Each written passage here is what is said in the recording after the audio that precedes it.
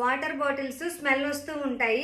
అలా స్మెల్ రాకుండా ఉండాలంటే ఒక చిన్న టిప్ చూపిస్తాను. బాటిల్స్లో టిష్యూ పేపర్స్ కానీ న్యూస్ పేపర్స్ కానీ బాటిల్లో వేసేసి ఫుల్గా వాటర్ పోసేసుకోండి. మూత పెట్టి ఒక అరగంట పక్కన పెట్టేయండి. అరగంట తర్వాత వాటర్ మొత్తం వంపేసుకోవాలి.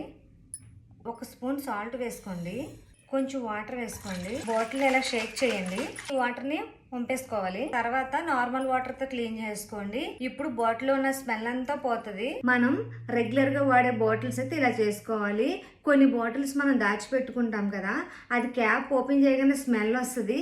అలా స్మెల్ రాకుండా ఉండాలి అంటే బాటిల్ అంతా మొత్తం వాటర్ అంతా ఆరిపోయిన తర్వాత అందులో కొన్ని టిష్యూ పేపర్స్ కానీ న్యూస్ పేపర్స్ కానీ పెట్టేసుకొని క్యాప్ పెట్టేసుకుంటే మనం బాటిల్ ఎప్పుడు తీసుకున్నా స్మెల్ అన్నది రాదు. నేను చూపించిన టిప్స్ మీకు నచ్చినట్టయితే లైక్ చేయండి, షేర్ చేయండి, సబ్స్క్రైబ్ చేసుకోండి.